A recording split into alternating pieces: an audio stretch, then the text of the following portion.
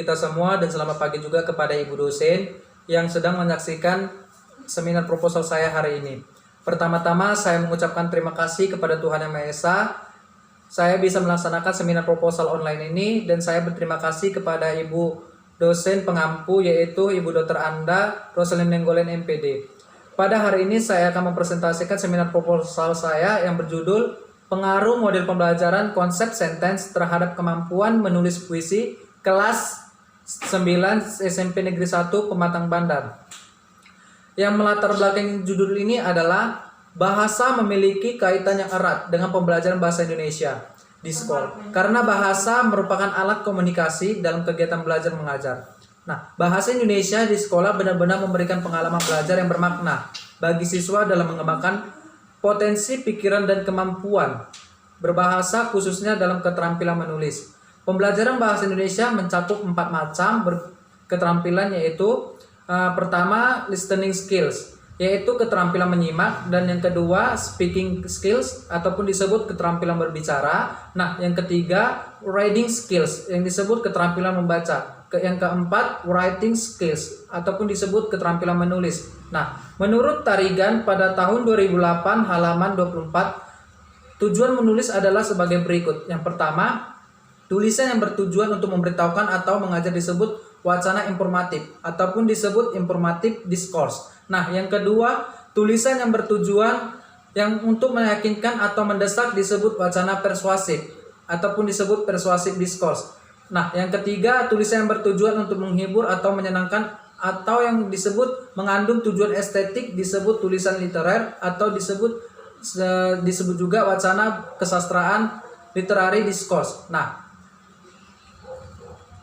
rumusan masalah yaitu yang pertama, bagaimana tingkat kemampuan menulis puisi siswa kelas 9 SMP Negeri 1 Pematang Bandar sebelum model pembelajaran konsep sentence diterapkan dalam pembelajaran menulis puisi. Nah, yang kedua, bagaimana tingkat kemampuan menulis puisi siswa kelas 9 SMP Negeri 1 Pematang Bandar sesudah model pembelajaran konsep sentence diterapkan dalam pembelajaran menulis puisi. Nah, yang ketiga, apakah terdapat perbedaan yang signifikan terhadap tingkat kemampuan menulis puisi siswa kelas 9 SMP Negeri 1 Pematang Bandar sebelum dan sesudah diterapkan model konsep sentence. Nah, tujuan penelitian. Dalam melakukan penelitian, tentu harus kita memiliki tujuan. Yang pertama, untuk mendeskripsikan tingkat kemampuan menulis puisi siswa kelas 9 SMP Negeri 1 Pematang Bandar sebelum model pembelajaran konsep sentence diterapkan dalam pembelajaran menulis puisi. Nah, yang kedua, untuk mendeskripsikan tingkat kemampuan menulis puisi siswa kelas 9 SMP Negeri 1 Pematang Bandar sesudah model pembelajaran konsep sentence diterapkan dalam pembelajaran menulis puisi. Nah, adapun manfaat penelitian. Yang pertama, manfaat teoritis. Nah, apa itu manfaat teoritis? Penelitian ini diharapkan memberikan sumbangsi bagi dunia pendidikan yang berkaitan dengan peningkatan keterampilan menulis paragraf deskripsi siswa dalam proses pembelajaran. Nah, yang kedua, manfaat praktis. Manfaat praktis ada dua bagian, yaitu yang pertama, siswa dan sekolah. Manfaat praktis bagi siswa memberikan stimulasi bagi siswa dalam berpikir, yaitu berpendapat dalam kemampuan menulis. Selain itu, penggunaan model pembelajaran konsep sentence menjadi sarana pembelajaran yang menyenangkan dan dapat menimbulkan motivasi belajar siswa. Nah, manfaat praktis bagi sekolah, yaitu dengan hasil penelitian ini diharapkan SMP Negeri 1 Pematang Bandar dapat meningkatkan keterampilan siswa dalam menulis puisi dengan menggunakan model pembelajaran konsep sentence dan dapat memberikan stimulus untuk ditindaklanjuti oleh lembaga-lembaga yang terkait dalam pengembangan pendidikan. Nah, adapun hipotesis penelitian, berdasarkan pernyataan di atas, maka hipotesis penelitian ini yaitu terdapat perbedaan yang signifikan terhadap tingkat kemampuan menulis puisi siswa kelas 9 SMP Negeri 1 Pematang Bandar sebelum dan sesudah diterapkan model konsep sentence. Nah, adapun asumsi ataupun disebut anggapan dasar. Yang pertama itu, model pembelajaran konsep sentence belum pernah diterapkan dalam mata pelajaran bahasa Indonesia di kelas 9 SMP Negeri 1 Pematang Bandar. Nah, yang kedua, menulis puisi merupakan salah satu pelajaran yang diterapkan di kelas 9 SMP Negeri 1 Pematang Bandar sesuai dengan kurikulum yang berlaku. Nah, yang ketiga, menulis puisi merupakan materi pembelajaran yang sudah dipelajari pada siswa kelas 9 SMP Negeri 1 Pematang Bandar. Adapun definisi istilah penelitian ini. Yang pertama, pengaruh. Pengaruh adalah daya ataupun timbul dari sesuatu orang ataupun benda yang ikut membentuk watak, kepercayaan ataupun perbuatan seseorang. Nah, yang kedua, model pembelajaran konsep sentence ataupun disebut konsep kalimat merupakan materi ajar melalui pemberian kata-kata kunci yang singkat dan padat, akan tetapi mencakup seluruh materi yang diajarkan. Nah, yang ketiga, puisi adalah peluapan yang spontan dari perasaan-perasaan yang penuh daya, memperoleh asalnya dari emosi ataupun rasa yang dikumpulkan kembali dalam kedamaian. Nah, yang keempat, menulis puisi adalah kemampuan mengungkapkan gagasan, pendapat dan perasaan kepada pihak lain dengan menggunakan bahasa tulis yang bersifat literer. Nah, kita masuk ke bab 2, landasan teoritis. Pengertian menulis. Menulis merupakan suatu kegiatan dan hasil karya cipta manusia yang lahir dari pikiran-pikiran yang dituangkan ke dalam bentuk tulisan. Tentu saja tulisan tersebut memiliki makna, tujuan, dan merupakan hasil dari kepuasan batin penulisannya dalam menulis. Nah, yang kedua, fungsi dan tujuan menulis. Fungsi dan tujuan menulis ini ialah menurunkan atau melukiskan lambang-lambang grafik yang menggambarkan suatu bahasa yang dipahami oleh seseorang. Yang pertama itu assignment purpose ataupun disebut tujuan penugasan. Apa itu tujuan penugasan, assignment purpose? Tujuan penugasan ini sebenarnya tidak mempunyai tujuan sama sekali. Kenapa? Penulis menulis sesuatu karena ditugaskan, bukan atas kemauan sendiri. Ataupun misalnya para siswa yang diberi tugas merangkumkan buku, sekretaris yang ditugaskan membuat laporan ataupun notulen rapat. Nah, yang kedua, altruistic purpose ataupun disebut tujuan altruistik. Nah, apa itu tujuan altruistik? Penulis bertujuan untuk menyenangkan para pembaca, menghindarkan kedukaan para pembaca, ingin menolong para pembaca memahami, menghargai perasaan dan penalarannya, ingin membuat hidup para pembaca lebih mudah dan lebih menyenangkan dengan karyanya itu. Nah, tujuan altruistik itu ialah kunci keterbacaan sesuatu lisan. Nah, yang ketiga, persuasif purpose ataupun disebut tujuan persuasif. Apa itu tujuan persuasif? Yaitu yang bertujuan meyakinkan para pembaca akan kebenaran gagasan yang diutarakan. Nah, kita masuk ke pengertian puisi. Puisi adalah ragam sastra yang bahasanya terikat oleh irama, mantra, irima, serta penyusunan larik dan bait. Nah, yang puisi ini memiliki ciri-ciri puisi, yaitu ada dua memiliki ciri-ciri puisi, ciri-ciri puisi lama dan ciri-ciri puisi baru. Nah, mari kita bahas. Ciri-ciri puisi lama yang pertama, puisi lama biasanya berupa puisi rakyat dan tidak diketahui nama pengarangnya. Nah, yang kedua, puisi lama masih terikat oleh berbagai aturan-aturan seperti dari jumlah baris pada setiap baitnya, sajak serta jumlah suku kata pada setiap barisnya. Nah, yang ketiga, disampaikan dari mulut ke mulut dan dapat disebut juga dengan sastra lisan. Yang ke ciri-ciri puisi baru. Yang pertama, diketahui nama pengarangnya, berbeda dengan puisi lama yang tidak diketahui nama pengarangnya. Nah, yang kedua, perkembangannya secara lisan dan tertulis. Nah, yang ketiga, tidak terikat oleh berbagai aturan seperti rima, jumlah baris, dan suku kata. Nah, yang keempat, menggunakan majas yang dinamis ataupun berubah-ubah. Nah, cara menulis puisi. Cara menulis puisi mengemukakan 8 langkah-langkah menulis puisi yang saya buat. Nah, yang pertama, penentuan tema puisi. Bagaimana penentuan tema puisi? Setiap puisi mengandung suatu pokok persoalan yang hendak dikemukakan penyair. Penyampaiannya dapat secara nyata ataupun terselubung. Nah, yang kedua, penentuan nada ataupun disebut dengan suasana puisi. Nah, bagaimana penentuan nada dan suasana puisi itu? Ketika membaca puisi, maka kamu dapat mengungkapkan apa yang diungkapkan penyair, suara ataupun bunyi, dan sikap penyair terhadap apa yang diciptakannya. Sikap penyair terhadap apa yang diciptakannya itu ialah yang disebut nada. Adapun suasana adalah lingkungan yang dapat dilihat ataupun yang kita lihat benda-benda ataupun didengar seperti bunyi ataupun dirasakan di dalam hati. Nah, yang ketiga itu imaji dalam puisi. Penyair berusaha menjadikan sesuatu yang semula abstrak menjadi konkret sehingga dapat dengan mudah ditangkap oleh panca indera. Nah, yang adapun struktur fisik puisi. Struktur puisi adalah struktur yang kompleks. Artinya unsur-unsur puisi itu banyak dan yang saling menjalin. Nah, oleh karena itu adapun struktur fisik yaitu diksi ataupun disebut pilihan kata. Diksi yaitu berarti pilihan kata jika dipandang sepintas lalu, kata-kata yang dipergunakan dalam kehidupan sehari-hari. Walaupun demikian haruslah disadari bahwa penempatan serta penggunaan kata-kata dalam puisi dilakukan secara hati-hati dan teliti serta lebih tepat. Untuk memahami diksi, ada beberapa hal yang harus diperhatikan, yaitu perbenaran kata, urutan kata, dan daya sugesti kata-kata. Nah, Yang kedua, pencitraan puisi ataupun disebut pengimajian.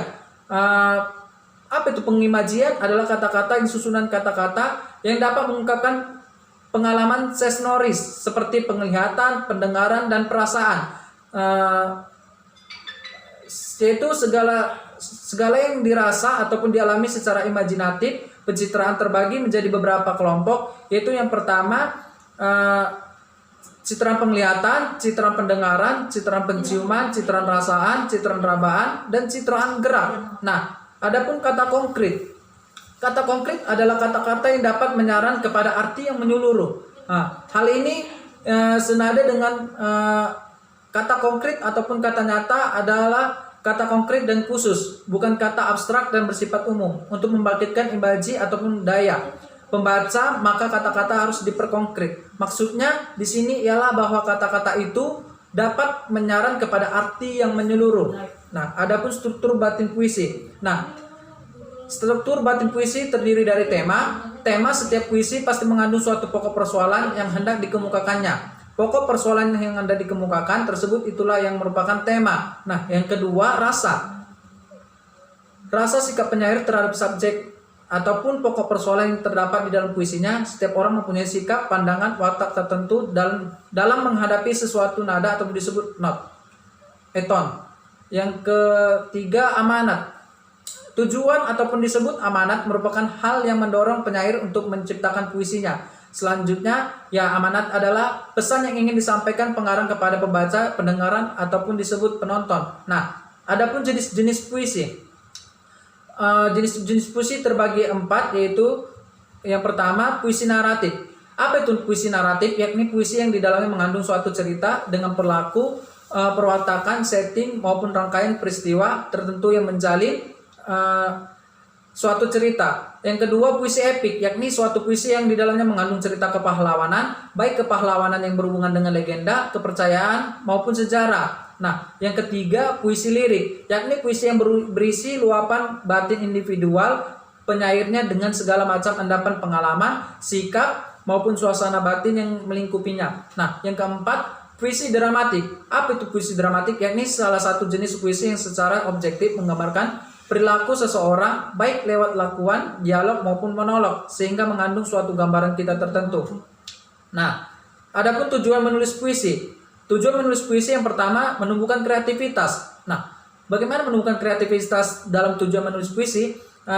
Yaitu dalam menjalani hidup ini. Jika kamu ingin meningkatkan kreativitas, maka tulislah puisi, karena di dalam puisi kita harus pandai dalam mengolah kata sehingga puisi kita menjadi lebih hidup. Nah, yang kedua, mendapatkan penghasilan. Bila memiliki puisi yang bagus, lebih baik kamu kirim puisi tersebut ke media penyedia untuk puisi seperti koran, majalah, dan sebagainya. Nah, yang ketiga, akan terkenal dengan membuat puisi yang sangat bagus dan banyak majalah yang menerbitkan puisi-puisi ciptaanmu. Ternyata tentunya kamu akan dikenal oleh banyak masyarakat sebagai salah satunya sastrawan di Indonesia yang berbakat. Nah, adapun pengertian model pembelajaran. Model pembelajaran adalah seluruh rangkaian penyaji materi yang ajar meliputi segala aspek sebelum, sedang, dan sesudah pembelajaran yang dilakukan guru serta segala fasilitas yang terkait yang digunakan secara langsung dan tidak langsung dalam proses belajar mengajar. Nah, adapun model pembelajaran konsep sentence. Model konsep sentence merupakan penyampaian materi ajar melalui pemberian kata-kata kunci yang singkat dan padat akan tetapi mencakup seluruh materi yang diajarkan. Nah, adapun langkah-langkah model pembelajaran. Yang pertama, mempersiapkan kata-kata kunci yang akan disajikan dalam proses pembelajaran. Nah, yang kedua, guru-guru menyampaikan kompetensi yang ingin dicapai. Nah, yang ketiga, guru menyampaikan materi secukupnya. Yang keempat, guru membentuk kelompok yang anggotanya kurang lebih 4 orang secara heterogen. Nah, yang kelima, guru menyediakan beberapa kata kunci sesuai materi yang disajikan. Nah, yang keenam, kelompok disuruh membuat beberapa kalimat dengan menggunakan minimal 4 ataupun kata kunci yang setiap kalimat. Nah, yang ketujuh, hasil diskusi kelompok didiskusikan kembali secara pleno yang dipandu oleh guru. Nah, yang kedelapan, menarik kesimpulan dari setiap langkah-langkah model pembelajaran tadi. Nah, kita masuk ke bab 3, metode penelitian. Metodologi penelitian merupakan ciri utama yang digunakan dalam mencapai suatu tujuan, misalnya untuk mengkaji serangkaian hipotesis dengan menggunakan teknik serta alat tertentu. Nah, metode penelitian memegang peranan, yaitu dalam suatu penelitian agar tujuan yang diharapkan dapat tercapai. Nah, yang kedua, lokasi penelitian dan waktu penelitian. Adapun lokasi penelitian yaitu tidak lepas dari lokasi penelitian, yaitu menjadi tempat untuk mengumpulkan data yang dibutuhkan. Sesuai dengan judul yang sudah disetujui, maka yang menjadi lokasi penelitian dilaksanakan adalah SMP Negeri 1 Pematang Bandar. Mengapa alasan saya memilih tempat ini? Karena di sekolah tersebut belum pernah dilakukan penelitian dengan permasalahan yang sama. Nah, yang kedua, waktu penelitian. Berdasarkan judul yang saya teliti, yakni pengaruh model konsep sentence terhadap kemampuan menulis puisi kelas 9 SMP Negeri 1 Pematang Bandar tahun pelajaran 2020, maka saya teliti memiliki lokasi yang SMP Negeri 1 Pematang Bandar, yaitu tahun pelajaran 2020. Adapun desain penelitian, yaitu desain penelitian eksperimen ini adalah one group, pretest, posttest, design. Menurut buku Ari Donald tahun 1982 halaman 350 menyatakan bahwa one group, pretest, posttest yaitu eksperimen yang dilakukan pada suatu kelompok banding. Adapun tabel yang saya buat, desain penelitian memakai desain pertama dan populasi dan sampel penelitian. Populasi penelitian yaitu populasi ataupun disebut wilayah generalisasi yang terdiri atas objek subjek yang mempunyai kualitas dan karakteristik tertentu yang ditetapkan oleh peneliti. Nah, untuk dipelajari dan kemudian ditarik kesimpulannya. Sedangkan saya simpulkan bahwa populasi adalah jumlah keseluruhan objek yang diteliti. Populasi dalam peneliti ini adalah seluruh siswa kelas 9 SMP Negeri 1 Pematang Bandar tahun pembelajaran 2020 sebanyak 8 kelas yang berjumlah 283 orang. Nah, sampel penelitian yang saya buat, dalam penelitian ini populasi berjumlah 283 siswa dari 8 kelas dengan cara mengambil satu kelas yang sudah dapat mewakili keseluruhan sampel dengan jumlah 40 siswa sebagai sampel. Sebelum diberikan perlakuan model pembelajaran, maka masing-masing kelas diberi pretest dengan menulis puisi bebas. Pemberian pretest ini dimaksudkan untuk mengetahui kemampuan awal siswa menulis puisi. Setelah diberi pretest, maka diberikan perlakuan pada masing-masing kelas, kemudian diadakan post-test pada masing-masing kelas untuk mengetahui kemampuan siswa setelah diadakan perlakuannya. Adapun teknik pengumpulan data. Dalam penelitian, prosedur penilaian penentukan kualitas data yang dapat dikumpulkan. Sedangkan kualitas data dapat menentukan hasil penelitian yang dihasilkan. Nah, oleh karena itu prosedur penilaian harus dirancang sebaik mungkin. Penelitian ini adalah penelitian eksperimen dengan maksud menguji coba pengaruh model pembelajaran konsep sentence terhadap kemampuan menulis puisi. Nah, adapun tabel aspek penilaian tes kemampuan menulis puisi yang saya buat. Selanjutnya, adapun tabel kategori dan skor nilai yang saya buat. Dan yang terakhir, instrumen penelitian. Dalam melaksanakan penelitian ini, peneliti memerlukan data untuk memperoleh data yang diharapkan. Diperlukan alat yang dapat menjaring data dengan baik. Hal ini sesuai dengan pendapat Ari Kunto tahun 2010 pada halaman 64 menyatakan bahwa setelah peneliti mengetahui dengan pasti ada yang akan diteliti dan dari mana bisa data itu diperoleh, maka langkah yang segera diambil adalah menentukan dengan apa data yang dikumpulkan. Dalam penelitian ini digunakan untuk menjaring data adalah hasil tes belajar berupa tes lisan dan teknik penugasan. Pengumpulan data dilakukan dengan cara tes hasil belajar menulis puisi berdasarkan ketentuan yang dianjurkan sebelumnya. Nah, instrumen yang digunakan pada penelitian ini adalah tes uraian, yaitu tes berupa soal diberikan kepada siswa untuk dijawab. Nah, tes yang akan digunakan 2 kali, yaitu prates dan yang kedua posttest. Prates ialah teknik pengumpulan data sebelum proses belajar mengajar berlangsung dengan tujuan untuk mengetahui seberapa jauh kemampuan siswa memahami dan menguasai dalam menulis puisi.